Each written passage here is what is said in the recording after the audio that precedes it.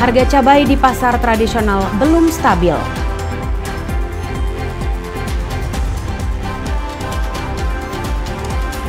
Sikapi kenaikan harga dan kelangkaan kebutuhan masyarakat, pemerintah Kabupaten Karangasem Gerakan Pangan Murah.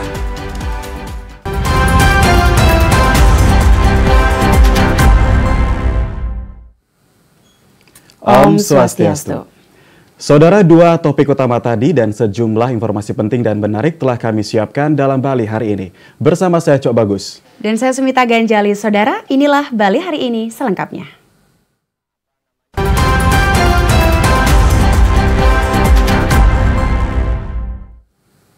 Saudara, informasi pertama kami awali terkait harga cabai di pasar tradisional di Denpasar masih terpantau tinggi. Meski sempat turun, namun menurut para pedagang, harga masih di atas rata-rata normal. Pemerintah pun diminta untuk segera mengambil langkah dalam mengatasi tingginya harga komoditas masyarakat ini.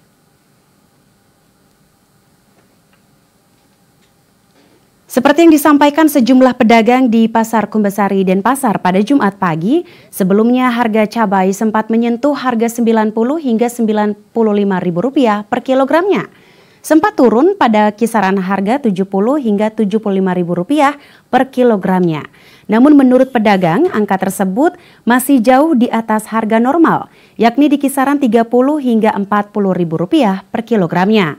Pedagang mengaku kenaikan harga disebabkan pasokan cabai sebagian besar didatangkan dari Pulau Jawa yang kini mulai berkurang. Kenaikan ini pun ditanggapi beragam oleh warga. Tidak stabil, harga cabai menurun. Berapa itu per kilonya? Yang sekarang bisa jual 70 aja ada. Harga cabai sekarang 65, 70. Tidak tentu harga cabai, besok kalau agak kosong, malumnya lagi 90. Kalau ini bisa besok sekot, gitu. Cabai yang biasa 75 nih Pak. Turun sih biasanya 90. Oh, sekarang udah turun nih? Iya. Pak, di sini beli apa nih Pak? Ini beli tomat, beli bawang, beli cabai. Ya. Harga cabai sekarang berapa Pak? 75. Ini kudanya Bos. Itu Bapak beli? Ya. Tak mahal lah atau? Nggak standar lah. Oh, standar? Ya. Oh, biasanya beli berapa? 90. Ya, biasanya kita kadang 80, 90, kadang udah turun dah 75. Pedagang maupun masyarakat berharap pemerintah mengambil langkah untuk mengendalikan harga komoditas masyarakat ini sehingga daya beli kembali normal dan pedagang tidak menanggung kerugian yang tinggi. Harga cabai rawit di sejumlah pasar tradisional di Kabupaten Karangasem juga mengalami penurunan dari sebelumnya Rp95.000 menjadi Rp75.000 per kilogram. Sejumlah pedagang mengaku kenaikan harga terjadi saat pasokan cabai dari luar Bali tersendat. Harga cabai rawit di sejumlah pasar tradisional di Kabupaten Karangasem masih fluktuatif. Tercatat dalam sepekan terakhir terjadi 3 kali kenaikan harga dan 2 kali penurunan. Di Pasar Amlapura Timur, harga cabai rawit dari sebelumnya Rp43.000 per kilogram, naik menjadi Rp65.000 per kilogram. Selang sehari, harga komoditas cabai tersebut kembali merangkak naik menjadi Rp75.000 dan seterusnya merangkak naik hingga mencapai Rp95.000 per kilogram. Kendati demikian, pada Rabu lalu harga cabai mulai kembali mengalami penurunan dan kini berada pada Rp75.000 per kilogram. Harga lombok soalnya kadang-kadang turun, banyak datangnya turun sudah, kalau sedikit berebutan beli mahal gitu. Ya, tergantung ada barangnya, tergantung juga jenis barangnya, ada berisi hijau, murahan.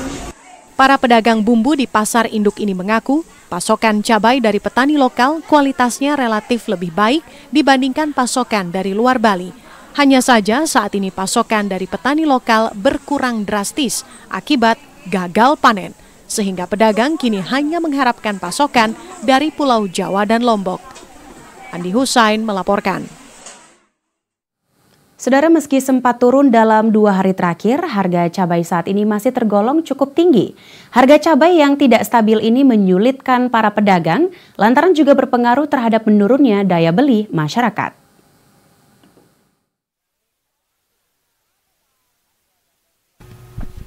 Harga cabai mengalami kenaikan hingga Rp80.000 per kilogram selama sepekan terakhir. Meski kini mulai turun, harga cabai saat ini masih tergolong mahal dibandingkan biasanya. Saat ini harga cabai di salah satu pasar tradisional, yakni Pasar Badung, mengalami penurunan menjadi Rp65.000 per kilogramnya. Harga ini masih tergolong mahal dari biasanya, yakni sekitar Rp35.000 per kilogramnya. Menyusul kenaikan harga cabai tersebut, para pedagang mengaku kesulitan dengan harga cabai yang tidak stabil. Hal ini juga berpengaruh pada pembelian cabai yang menurun. Para pedagang menilai harga cabai yang fluktuatif ini dipengaruhi oleh pasokan petani yang tidak stabil. Ya harganya ya sekarang ya udah agak menurun dari 2 hari lalu.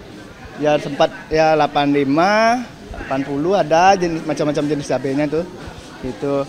Sekarang besoknya ya turun langsung 20.000, 30.000. Itu menjadi ya sekitar ya 60.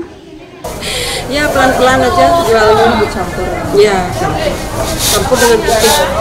Biar bisa jual. Gitu. Itu harganya rata-rata berapa tuh? 60 ada, 50 ada, 70 ada gitu. Apa yang 70 banget? Iya.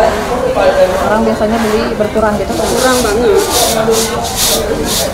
Menurut pedagang, hampir semua jenis cabai masih dijual seharga Rp70.000 per kilogram. Sebagian cabai dipasok dari Jawa dan Lombok. Sementara itu, harga kebutuhan pokok lainnya seperti bawang merah dan bawang putih serta tomat masih terpantau stabil. Galuh dan Bude melaporkan.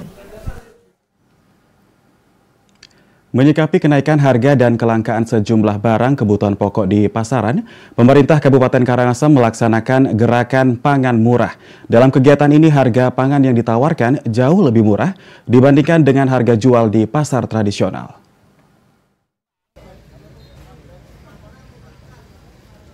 Gerakan pangan murah yang digelar oleh pemerintah Kabupaten Karangasem di areal parkir Pasar Terminal Karangsokong Subagan pada Jumat pagi dipantau langsung Bupati Karangasem Igede Dana. Gerakan ini sebagai upaya pemerintah dalam mengendalikan kenaikan harga kebutuhan pokok seperti beras, gula pasir, minyak goreng, serta beberapa jenis bumbu dapur lainnya di pasaran. Dalam kegiatan ini, harga yang ditawarkan jauh lebih murah dari harga jual di pasar tradisional. Beras SPHP Bulog dijual seharga Rp11.600 per kilogram. Beras premium dijual seharga Rp13.000 per kilogram. Dan gula pasir dijual seharga Rp17.500 per kilogram. Ini kan gerakan pangan murah untuk mengantisipasi kelangkaan barang-barang terutama bahan-bahan pokok dan berharap agar masyarakat bisa menjangkau pembeliannya agar daya beli terjangkau, bahan-bahan pokok ini tidak langka. Ini tujuannya Dinas Pertanian mengadakan gerakan pangan murah. Igede Dana juga menyebutkan kegiatan gerakan pangan murah ini akan lebih digencarkan dengan mengedepankan hasil pertanian lokal dengan kualitas terbaik. Selain itu, pelaksanaan gerakan pangan murah ini juga diharapkan dapat mengurangi beban masyarakat. Andi Husain melaporkan. Sementara itu, saudara, harga babi yang sebelumnya sempat anjlok kini mulai meningkat. Hal ini dikarenakan menurunnya populasi babi akibat wabah penyakit. Meski demikian, masyarakat diminta agar tidak gegabah menambah ternak babi karena virus yang menyerang babi masih ada. Kepala Dinas Pertanian, Ketahanan Pangan dan Perikanan Kabupaten Bangli, Iwayan Sarma mengatakan, kenaikan harga babi mulai terjadi sejak beberapa bulan terakhir. Saat ini harganya berkisar dari 41 sampai 43.000 untuk babi dengan berat 100 kg ke atas. Sementara untuk babi dengan berat di bawah 90 kg, harganya mencapai 39 hingga 40.000 rupiah. Naiknya harga babi disinyalir karena populasi babi turun drastis. Ditambahkan saat terjadi wabah, populasi babi di Bangli berkisar 74.000 ekor. Jumlahnya kian turun seiring tingginya kematian babi karena serangan wabah penyakit. Sejak 2 bulan terakhir sudah terjadi penurunan angka kematian babi, sehingga masyarakat mulai menambah populasi ternak babi, terutama yang beternak rumahan, sehingga populasi babi di Kabupaten Bangli juga mulai bertambah, mencapai 85.271 ekor. Menutupi kami banyak peternak yang mengalami kematian ternak babinya, mereka menunda untuk menambah populasi, terutama untuk peternak-peternak rumahan. Nah, itu yang menyebabkan populasi babi menurun. Dengan permintaan yang masih seperti itu atau dengan permintaan yang tetap dengan populasi yang menurun pasti berpengaruh terhadap harga. Kadis PKP Bangli meminta masyarakat tidak segera menambah populasi ternak babi agar harganya tetap terjaga. Selain itu agar tetap memperhatikan kebersihan dan kesehatan babi agar tidak terjadi penyakit yang menyerang. Putu Ratna melaporkan. Hingga saat ini, saudara, belum ada obat yang dapat menyembuhkan polio secara keseluruhan. Jika terinfeksi, pasien hanya mampu mengambil tindakan pencegahan komplikasi lebih lanjut. Maka dari itu, pemberian vaksin polio bagi anak-anak sangatlah penting.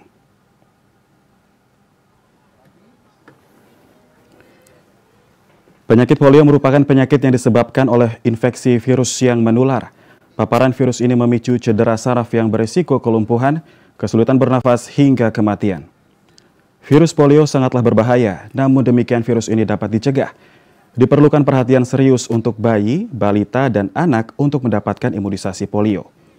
Kepala Dinas Kesehatan Kabupaten Bangli, Inyoman Arsana mengatakan, penyakit polio sangat berbahaya dan sebagian besar menyerang anak-anak di bawah usia 5 tahun.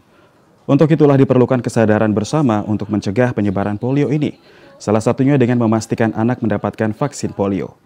Di samping itu, masyarakat juga harus lebih efektif untuk mencari tahu cara pencegahan, manfaat imunisasi, dan menjadi penggerak bagi warga lain tentang bahaya virus polio, sehingga dapat lebih peduli dan lebih menjaga kesehatan lingkungan.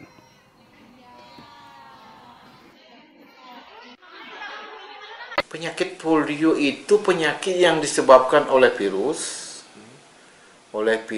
kemudian menyerang otot, menyerang saraf, bisa menyebabkan yang disebut dengan pincang kalau berjalan itu.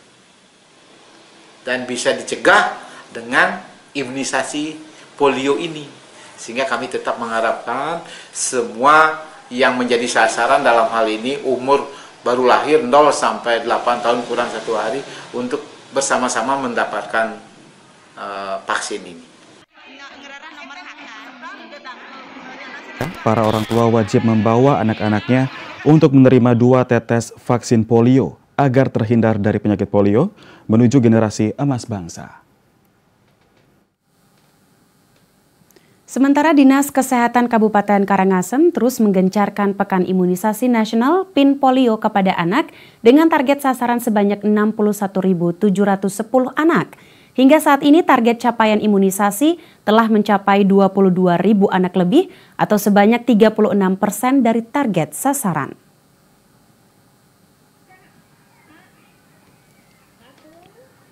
PIN polio secara serentak di seluruh Indonesia merupakan upaya pemerintah pusat untuk membentuk kekebalan kelompok guna memutus mata rantai penyebaran virus polio di Indonesia. PIN polio di kabupaten menyasar anak usia 0 hingga 7 tahun ini dilakukan dengan mendatangi seluruh SD dan juga posyandu di masing-masing wilayah Kabupaten Karangasem. Data Dinas Kesehatan Karangasem menyebutkan, sejak dimulainya pelaksanaan PIN polio pada 23 Juli 2024, sebanyak 22.552 anak telah menerima imunisasi polio. Jumlah tersebut akan terus bertambah seiring gencarnya pelaksanaan imunisasi polio yang dilakukan oleh Dinas Kesehatan setempat di seluruh fasilitas kesehatan dan sekolah di Kabupaten Karangasem.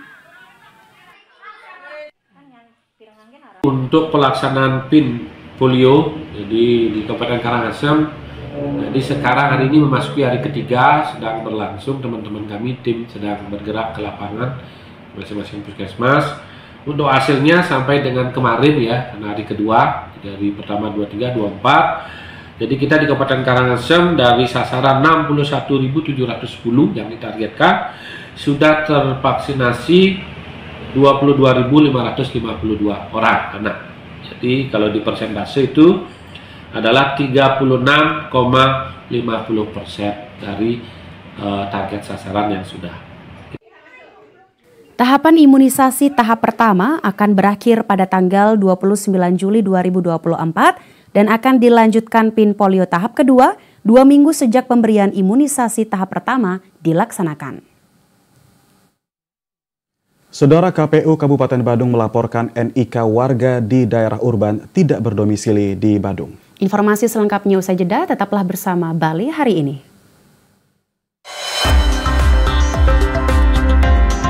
TVRI Bali, media pemersatu bangsa.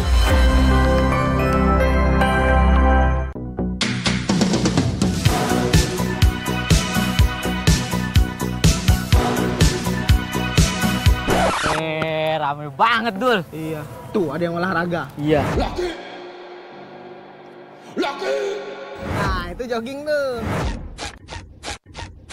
Wih, ada yang latihan deh.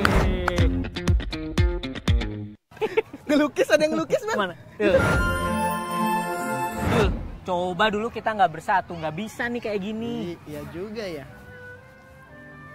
Persatuan adalah pilar utama yang menjaga Indonesia tetap kokoh. Perbedaan bukan halangan, perbedaan yang membuat kita menjadi satu. Karena kita Indonesia.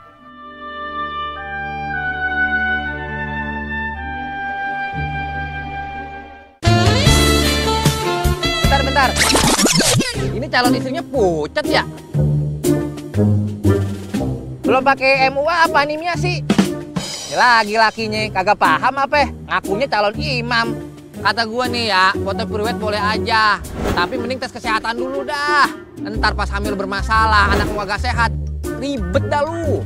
Sampean ngomong apa tuh, Bang? Emang gimana, Bang, caranya? Gampang. Langsung aja cek kesehatan ke puskesmas, terus download e-mail, masukin tuh hasilnya untuk jadi syarat administrasi pranikah. Ayo deh kita mulai lagi. Lah, mana yang mau dipoto? Puskesmas, Bang.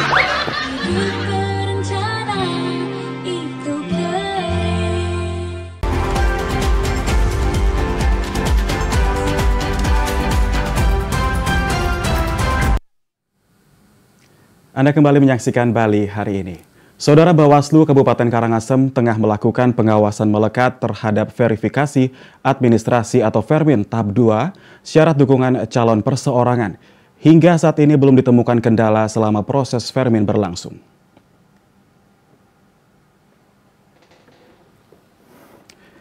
Komisioner Bawaslu Kabupaten Karangasem, Diana Devi, mengatakan pengawasan proses verifikasi administrasi syarat dukungan tambahan yang diserahkan oleh pasangan bakal calon perseorangan telah dilakukan sejak tanggal 18 Juli 2024.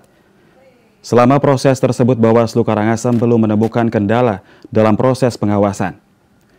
Dari 14.000 lebih syarat dukungan tambahan yang diserahkan, telah dilakukan verifikasi lebih dari 90%. Tahapan verifikasi administrasi kedua ini berlangsung hingga batas waktu yang ditetapkan KPU setempat, yaitu pada tanggal 28 Juli 2024 mendatang.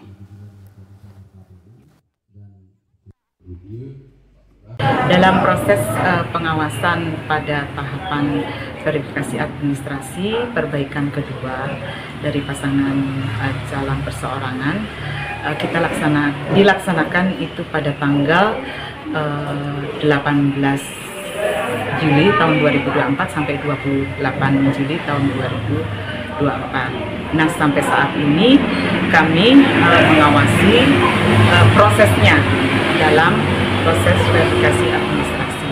Secara teknis dilaksanakan oleh KPU Kabupaten Karangasem. Jika nantinya hasil rekapitulasi tahapan verifikasi administrasi tahap 2 telah memenuhi minimal syarat dukungan yang ditetapkan KPU setempat, maka KPU Karangasem akan melakukan tahapan verifikasi faktual kedua yang akan digelar pada tanggal 31 Juli 2024. Saudara, KPU Kota Denpasar meminta visi, misi, dan program kerja paslon dalam pemilihan wali kota dan wakil wali kota tahun 2024 berpedoman pada rencana pembangunan jangka panjang daerah Kota Denpasar.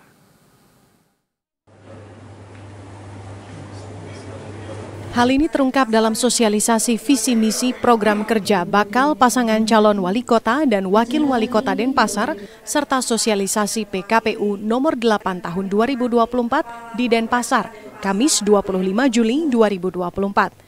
Dalam persiapan pelaksanaan Pilwali pada 27 November 2024 mendatang, Ketua KPU Kota Denpasar, Dewa Ayu Sekar Anggaraini mengatakan, dalam pembuatan visi misi serta program kerja paslon harus berpedoman pada rencana pembangunan jangka panjang daerah Kota Denpasar, sehingga pelaksanaan pembangunan di Kota Denpasar dapat dilakukan secara berkelanjutan.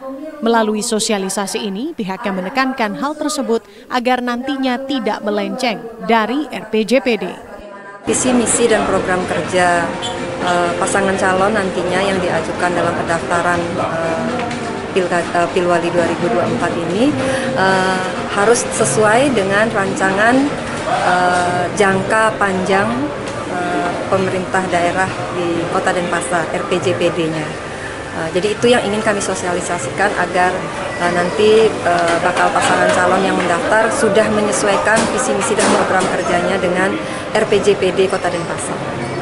KPU Denpasar juga menekankan kembali terkait syarat suatu partai dapat mengajukan paslon dalam Pilwali 2024 sesuai dengan Undang-Undang Nomor 10 Tahun 2016 tentang pemilihan kepala daerah yang menyebutkan partai politik dapat mengusulkan calon apabila meraih 20% kursi di DPRD pada Pileg 2024 atau 25% suara sah dalam pemilu 2024. Sugiarto melaporkan. KPU Kabupaten Klungkung memprediksi pada Pilkada 27 November mendatang akan ada 3 bakal calon bupati dan wakil bupati yang ikut kontestasi. Hal tersebut dikarenakan terdapat 2 partai politik besar yang mengusung calon sendiri.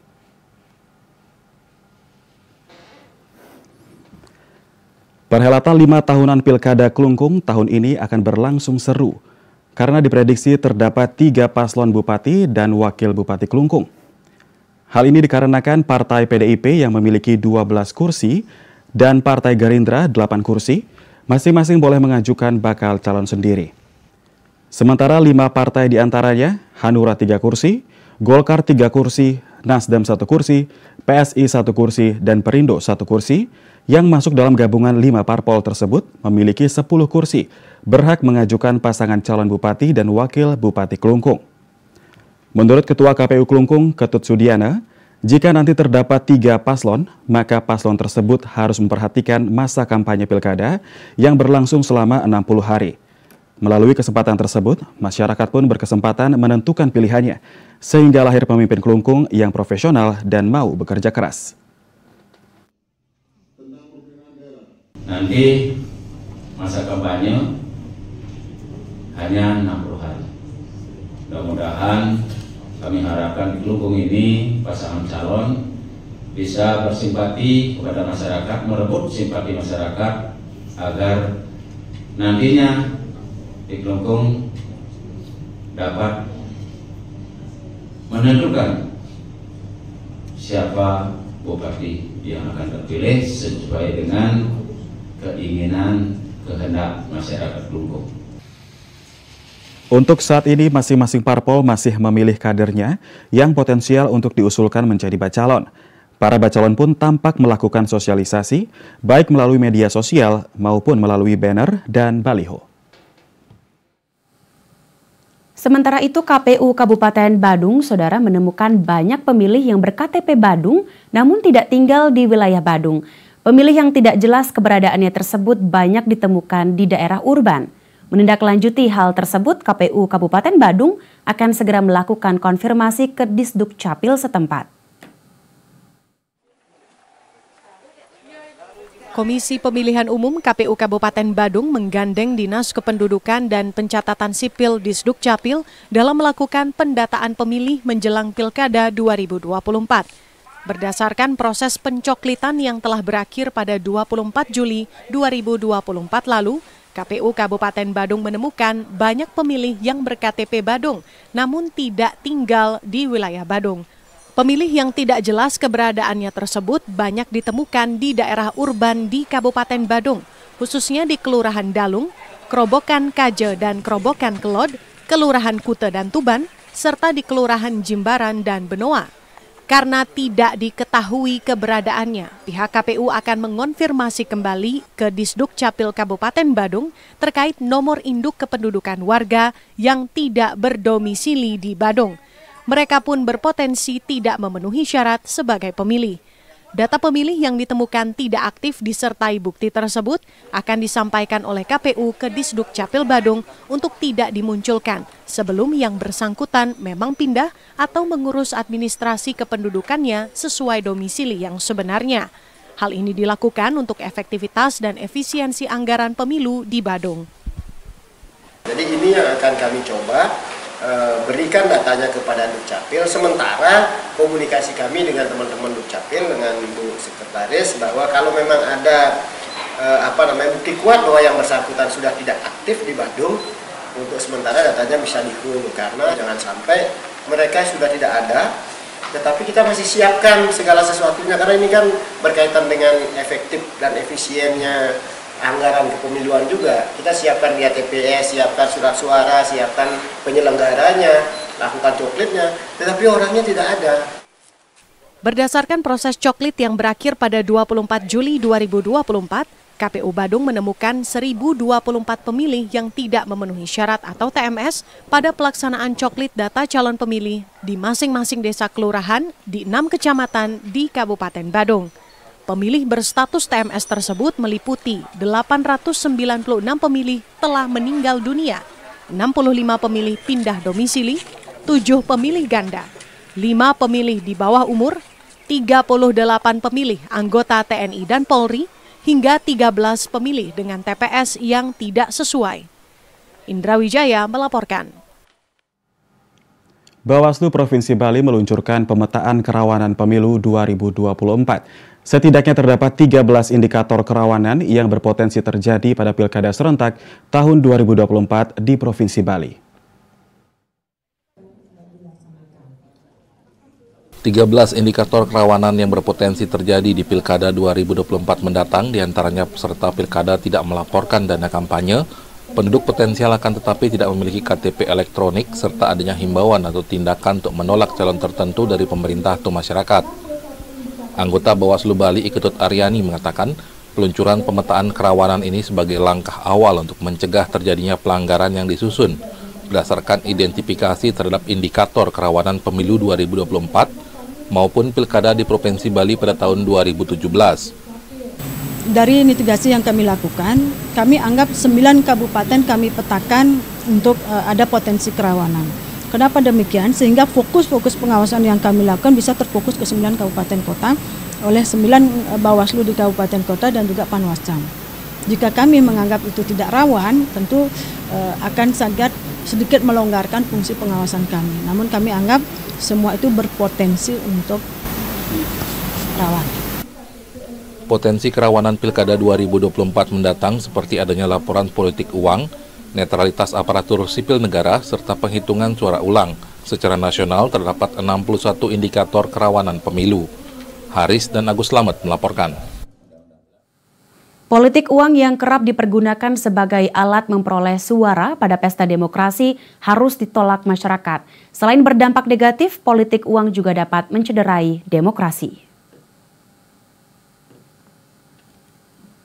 Pemetaan kerawanan pemilu yang dilakukan Badan Pengawas Pemilu Bawaslu Bali merupakan upaya pencegahan dini terhadap kerawanan pilkada di Provinsi Bali.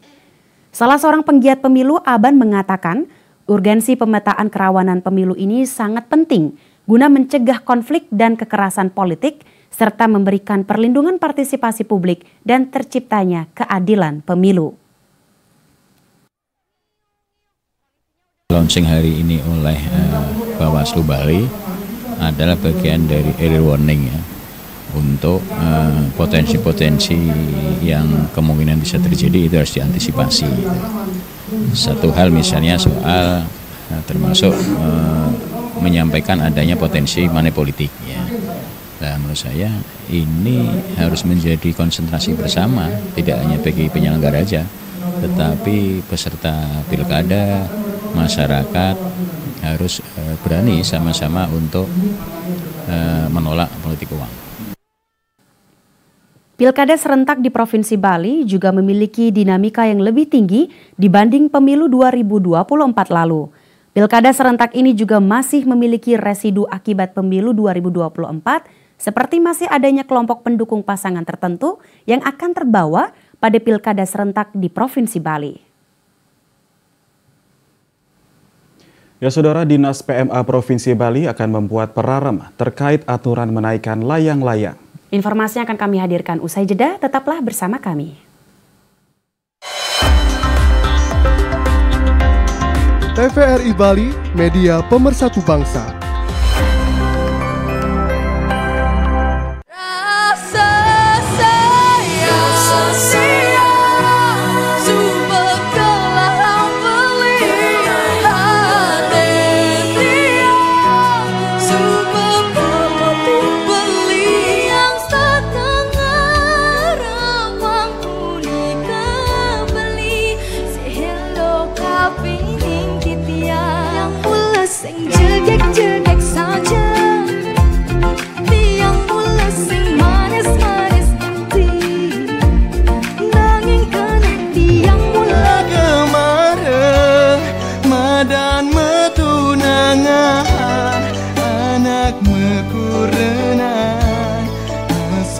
Saksikan Bintang Pop Bali Remaja babak semifinal 1 Sabtu 27 Juli 2024 hanya di TVRI Bali, media pemersatu bangsa. Untukmu pahlawanku. Kak, siapa pahlawan idola kakak? Kalau kakak mengidolakan semua pahlawan kita. Pada masa penjajahan dulu, pahlawan kita mengorbankan nyawanya untuk mempertahankan kemerdekaan. Kalau sekarang, ada nggak sih pahlawan, Kak? Guru kita kan juga pahlawan. Makanya kita harus giat belajar supaya bisa berprestasi. Marsa mau jadi pahlawan kemanusiaan.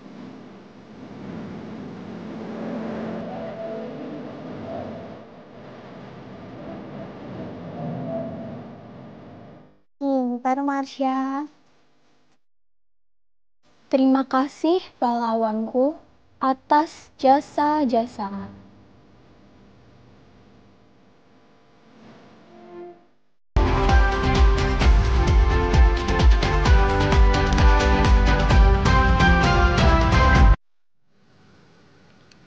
Saudara, pasca kejadian jatuhnya helikopter wisata di Pantai Suluban yang diduga kuat akibat terlilit tali layang-layang, Dinas Pemajuan Masyarakat Adat Provinsi Bali akan membuat perarem terkait aturan penerbangan layang-layang. Dan aturan ini akan memuat larangan menerbangkan layang-layang di zona tertentu. Dinas Pemajuan Masyarakat Adat Provinsi Bali berencana membuat perarem terkait aturan penerbangan layang-layang pasca insiden jatuhnya helikopter wisata yang diduga akibat terlilit tali layang-layang. Kepala Dinas Pemajuan Masyarakat Adat I Gusti Agung Ketut Kartika Jaya Seputra mengatakan sekitar 40 desa di wilayah Kecamatan Kute, Kute Selatan, Denpasar Selatan, dan Denpasar Timur menjadi prioritas wilayah yang didorong untuk membuat perarem tersebut. Desa adat ini juga diharapkan dapat segera menyosialisasikan perarem tersebut kepada masyarakat. Selain itu, pihaknya telah berkoordinasi dengan Majelis Desa Adat dan telah membuat rancangan perarem. Diharapkan perarem ini sudah dapat dibuat pada Agustus mendatang. Dirinya menambahkan dalam perarem tersebut akan dimuat larangan menerbangkan layang-layang di zona tertentu beserta sanksi yang bersifat mendidik. Pemerintah tidak pernah melarang bermain layang-layang, tetapi yang dilarang itu adalah bermain layang-layang di zona yang terlarang, seperti misalnya di wilayah kawasan Bandara Ngurah Rai.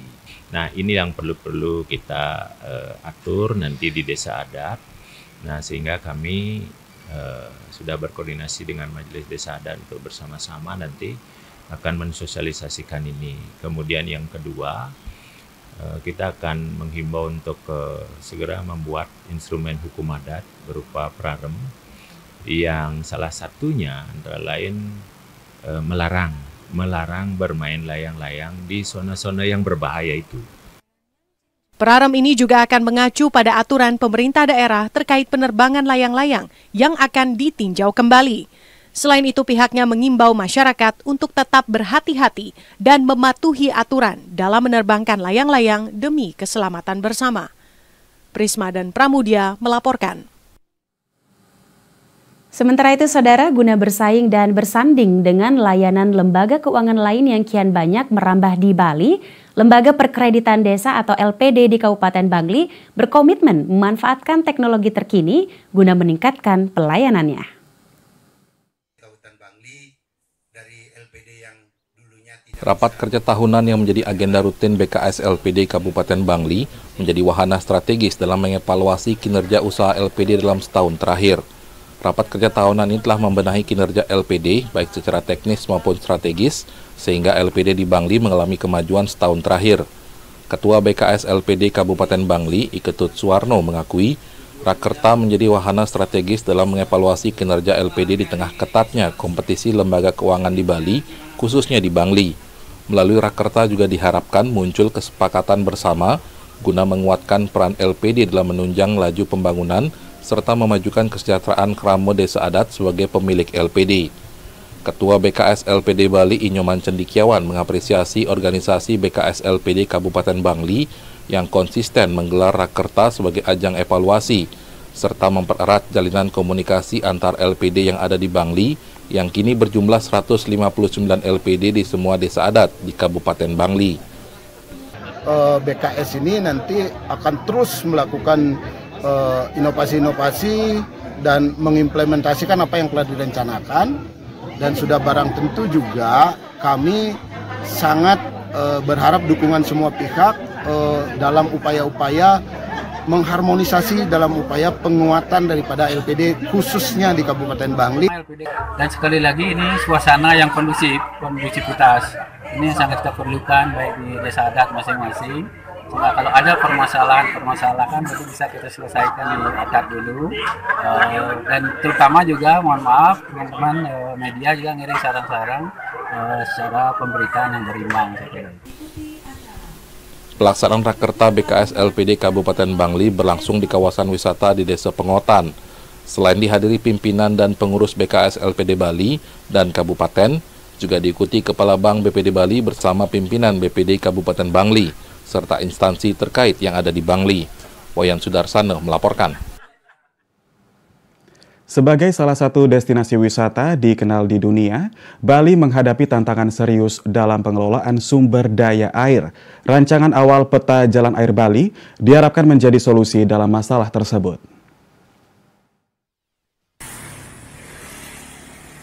Pertumbuhan pariwisata yang pesat, urbanisasi dan krisis iklim telah memberikan tekanan besar pada sumber daya air yang tersedia. Lonjakan permintaan air baik di kebutuhan domestik maupun komersial semakin memperparah krisis ini.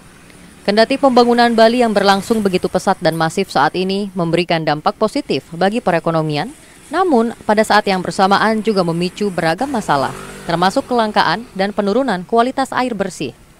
Laporan Walhi Bali menunjukkan penggunaan air di Bali telah melebihi kapasitas siklus hidrologi. Sementara intrusi air laut telah terjadi di beberapa daerah wisata seperti Sanur dan juga Kuta. Sementara di Denpasar terdapat 1088 sumur bor berizin dengan volume pengambilan air tanah sekitar 4.183.452 meter kubik pada November 2010. Jika ditambahkan dengan pengambilan air oleh PDAM Denpasar, maka total eksplorasi air tanah mencapai sekitar 59.602.326 meter kubik per tahun. Hingga saat ini pemerintah belum menghadirkan skema tata kelola air Bali yang berkelanjutan dan partisipatif. Rancangan awal peta jalan air Bali diharapkan menjadi solusi dalam masalah tersebut. Kalau masyarakat hilir Pak, kami kalau kita lihat secara nyata itu sungainya Pak. Sungainya itu ya kita dipertemukan sama dari sungai dan dari Subak Renon, Subak Sidakarya, dan semua itu kan tidak seperti yang di pegunungan Pak airnya. Itu semua sudah keruh, sudah banyak sampah, jadinya di sanalah ya bisa dikatakan kami menerima sampah Pak. Embung itu kan air permukaan Bapak. Nah itu bedanya. Jadi kalau ini kita balikan beneran ke dalam tanah, ke kantong-kantong air di dalam tanah. Caranya? Nah caranya tadi bikin sumur atau kayak kalau skala kecil biopori atau skala besar sumur tumbuhan. Nah teknologi yang kami bangun sumur itu dari Profesor Lili Sudiajeng itu dari Politeknik Bali. Dia bikin bagaimana sumur ini benar-benar efektif bisa masuk ke dalam tanah, kantong-kantong air di dalam tanah. Merespon krisis air dan berbagai persoalan lingkungan yang kian mengkhawatirkan di Bali, kolaborasi beberapa NGO dan komunitas akan menggelar inisiatif Apa Kabar Kita pada 30 Juli mendatang di Muntik Siokan, Sanurkau. Acara yang didesain dalam festival ini diharapkan menjadi ruang kolaborasi multi perspektif untuk mencari solusi terhadap krisis air dan masalah lingkungan lain di Bali. Yuda Maruta melaporkan. Kebakaran lahan masih terus terjadi di sejumlah lokasi di Kecamatan Kubu, Karangasem. Kebakaran lahan ini tidak hanya menghanguskan perkebunan warga, saudara, namun hampir merembet hingga bangunan rumah warga. Di Banjar Dinas Pengiahan, Desa Tianyar Tengah, kebakaran lahan menghanguskan 1 hektar lebih lahan perkebunan mangga milik warga setempat. Petugas pemadam kebakaran dibantu warga, anggota Polsek Kubu dan anggota Koramil Kubu bergerak cepat memadamkan api yang terus merembet akibat angin kencang. Sementara itu kejadian kebakaran lahan di Dusun Darmawinangun, Desa Tianyar Kubu sempat membuat warga setempat panik karena kebakaran hanya berjarak kurang dari 30 meter dari bangunan rumah milik warga. Beruntung api dengan cepat berhasil dipadamkan oleh petugas pemadam yang dibantu oleh warga. Kelihatan ada api di tegal saya gitu. Pas saat itu Bapak baru pulang? Iya, baru pulang saya Pak. Oh, terus? Iya. Terus saya repot terus datangnya ini Pak Dewi terus. Waktu nyampe sini mah apinya udah gede. Iya, masih besar apinya itu. Terus Pak Dewi terus nyari Pak De Putu. Gitu. Terus sempat memadamkan Pak? Iya, sempat Pak. Yang terbakar ini apa Pak? Semak Pak. Cuma mantan Pak. Sama ini kebun Pak gimana Pak? Iya, tapi begitu Pak, enggak ada bulan ini ya itu. Menyikapi musim kemarau panjang dan kekeringan yang terjadi saat ini, warga diminta mewaspadai potensi terjadinya kebakaran lahan. Para warga, utamanya pemilik lahan, juga diimbau untuk menghindari pembersihan lahan dengan cara membakar karena dapat berakibat fatal dan dapat memicu kebakaran yang lebih besar. Andi Hussein melaporkan. Selain itu, saudara, kebakaran hebat melanda sebuah villa di kawasan Seminyak, Kuta, Bali. Meski tidak ada korban jiwa dalam peristiwa tersebut, penyebab pasti insiden kebakaran tersebut hingga kini masih diselidiki oleh pihak kepolisian. Kebakaran besar terjadi di sebuah villa di Jalan Kayu Aye, Kelurahan Seminyak, Kecamatan Kuta, Kabupaten Badung, direkam warga dan viral di media sosial. Peristiwa kebakaran yang terjadi pada Kamis 25 Juli malam sekitar pukul 21.30 WITA. Beberapa waktu kemudian petugas pemadam kebakaran Damkar Kabupaten Badung tiba dan langsung melakukan pemadaman dibantu oleh warga yang menyiramkan air ke bangunan yang terbakar. Berdasarkan informasi dari pihak kepolisian, bangunan yang terbakar yaitu bangunan villa serta bangunan restoran yang terbuat dari rangka kusen beratap jerami. Diketahui kebakaran bermula dari munculnya api di lantai 2 villa nomor 9 yang kemudian merembet ke villa nomor 12. Jumlah villa yang terbakar mencapai 19 villa dari jumlah total 20 villa. Untuk jumlah total tamu menginap di villa masih belum dapat diketahui jumlahnya, dikarenakan sistem komputer masih dalam keadaan mati karena listrik yang diputus oleh PLN saat terjadinya kebakaran. Untuk menangani kebakaran ini, sebanyak 19 unit mobil damkar dikerahkan dari semua pos damkar di Badung. Sementara itu, api baru dapat dipadamkan pada Jumat pagi sekitar pukul 4 WITA. Tidak ada korban jiwa dalam peristiwa tersebut.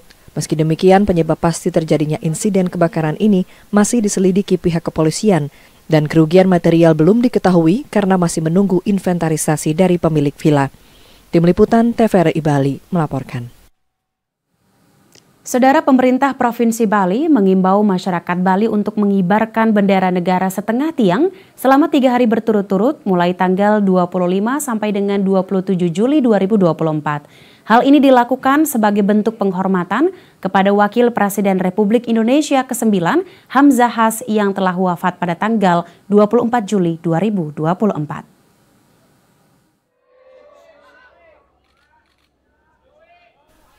Pemerintah menetapkan 3 hari berkabung nasional mulai dari tanggal 25 hingga 27 Juli 2024. Hari berkabung nasional ini menyusul berpulangnya Wakil Presiden ke-9 Republik Indonesia, Hamzahas, pada Rabu 24 Juli 2024. Untuk itu, pemerintah Provinsi Bali mengimbau masyarakat untuk mengibarkan bendera negara setengah tiang selama 3 hari berturut-turut. Hal ini dilakukan sebagai bentuk penghormatan yang setinggi-tingginya kepada Hamzahas yang telah wafat pada tanggal 24 Juli 2024 di Jakarta.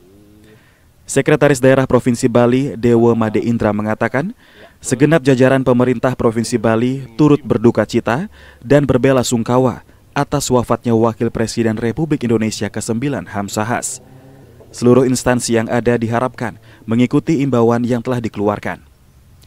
Dalam surat edaran yang diterbitkan Menteri Sekretaris Negara Pratikno pada tanggal 25 Juli 2024 kepada para pimpinan lembaga negara, pimpinan daerah, pimpinan BUMN dan BUMD, serta perwakilan Indonesia di luar negeri, disampaikan supaya seluruh instansi mengibarkan bendera setengah tiang selama 3 hari. Ya, saudara, informasi menarik lainnya akan kami hadirkan sesaat lagi. Tetaplah di TVRI Bali.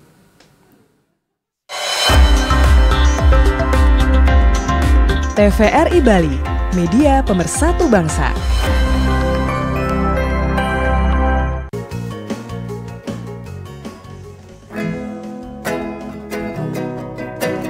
Giring semeton Bali, lestarian gending Bali.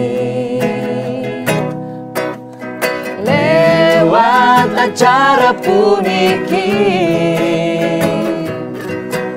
acara Dikna Bali, najagang seni gending-gending Bali. Lewat acara puniki, Dikna Bali.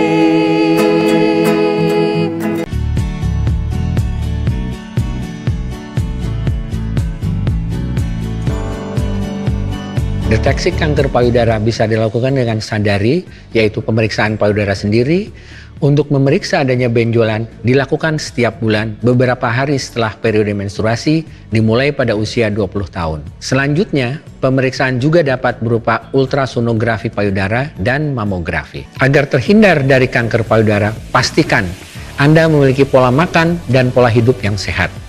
Konsumsi buah, sayur, kacang, dan biji-bijian sangat baik untuk kurangi risiko kanker payudara. Selain itu, hindari konsumsi alkohol, merokok, stres, dan jangan lupa juga berolahraga secara teratur.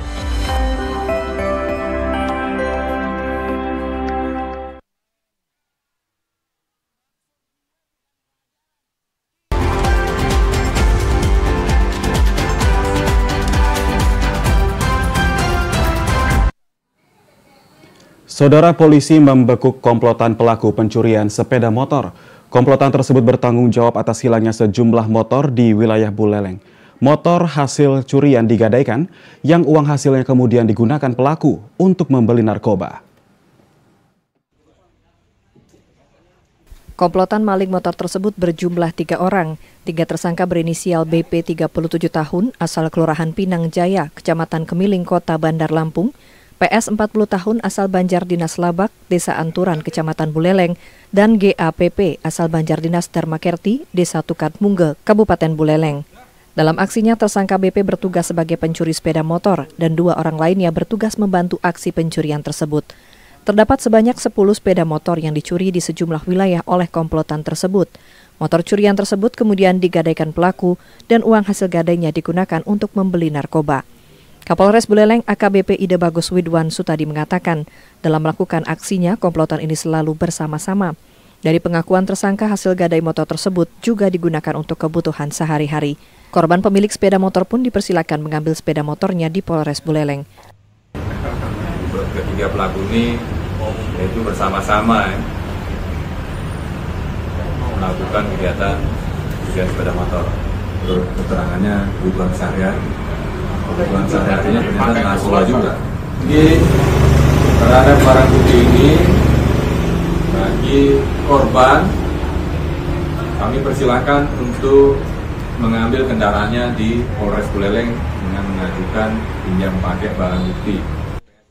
Komplotan tersebut telah ditetapkan sebagai tersangka dan ditahan di rutan Polres Buleleng. Akibat perbuatannya, ketiganya dijerat dengan pasal 363 KUHP. Ketiganya terancam mendekam paling lama 7 tahun di balik jeruji besi. Kade Yoga Saryada melaporkan. Saudara, jumlah anak yang mengajukan dispensasi untuk melangsungkan perkawinan di Bali mencapai lebih dari 300 kasus. Kasus perkawinan anak paling tinggi ditemukan di Kabupaten Buleleng. Komisi Perlindungan dan Pengawasan Anak Daerah KPPAD Provinsi Bali menyebut, berdasarkan data yang diterima dari Pengadilan Negeri dan Pengadilan Agama di seluruh Bali, jumlah anak yang mengajukan dispensasi untuk melangsungkan perkawinan di Bali pada tahun 2023 mencapai 335 orang. Ketua KPPAD Provinsi Bali, Niluh Gede Yastini mengatakan, perkawinan anak paling banyak terjadi di Kabupaten Buleleng. Menurutnya kondisi ini sangat memprihatinkan, sebab tidak jarang anak menjadi korban sehingga terjadi perkawinan anak. Angka perkawinan anak cukup tinggi ya, yang kita dapatkan dari Pengadilan Negeri dan Pengadilan Agama seluruh Bali, itu ada 335. Saya nggak bisa membayangkan yang tidak mengajukan dispensasi. Yang dispensasi 335, dan ini harus menjadi atensi bersama. Bahwa anak-anak kita banyak menjadi korban perkawinan anak, walaupun memang oleh undang-undang itu ada dispensasi segala macam, tapi saya dan kami di KPAD sangat berharap jangan sampai dispensasi ini dijadikan alat untuk menghindari pidana gitu. Terutama orang-orang yang melakukan persetubuhan pada anak, anaknya hamil, kemudian untuk menghindari pidana mengajukan dispensasi kawin, sehingga tidak dipidana. Oh, itu mengerikan. Berdasarkan Undang-Undang Perkawinan, dispensasi perkawinan diberikan kepada seseorang untuk menikah, meski usianya belum mencapai batas usia minimum menikah, yaitu usia 19 tahun. Namun seiring dengan adanya pemberian dispensasi perkawinan, jumlah perkawinan terhadap anak justru meningkat. Untuk itu diharapkan angka perkawinan anak ini dapat ditekan dan regulasi pemberian dispensasi perkawinan ini tidak dijadikan alat untuk menormalisasi perkawinan anak. Cok Devi dan Bagus melaporkan. Dan saudara, berikut kami hadirkan informasi perakiraan cuaca untuk tanggal 27 Juli tahun 2024 yang akan disampaikan perakirawan BBMKG Wilayah 3 dan Pasar IGD Agus Mahendra. Halo pemirsa TVRI Bali, berikut perakiraan cuaca umum di Provinsi Bali Sabtu 27 Juli 2024, di mana cuaca secara umum diperkirakan cerah berawan hingga berawan, namun masih berpotensi terjadinya hujan dengan intensitas ringan, khususnya untuk wilayah Bali bagian tengah dan selatan. Untuk suhu udara diperkirakan berkisar antara 20 hingga 31 derajat Celcius, dengan arah angin secara dominan bertiup dari arah timur hingga tenggara dengan kecepatan maksimum dapat mencapai 40 km per jam. Himbauan kepada masyarakat agar senantiasa mewaspadai potensi peningkatan kecepatan angin serta tinggi gelombang laut yang dapat mencapai 2 meter atau lebih yang terjadi di Selat Bali bagian selatan, Selat Badung, Selat Lombok bagian selatan, dan Samudra Hindia Selatan Bali. Demikian informasi cuaca dari BMKG Wilayah 3. Kita kembali ke studio TVRI Bali. Terima kasih. Saudara, tayangan tadi sekaligus menutup Bali hari ini. Siaran TVRI Bali dapat Anda saksikan melalui aplikasi TVRI Klik dan via satelit Telkom 4. Akhirnya kami mewakili kerabat kerja bertugas pamit undur diri. Terima kasih atas perhatian dan kebersamaan Anda. Tetap saksikan TVRI Media Pemersatu Bangsa dan sampai jumpa. Om Santi Santi Santi Om.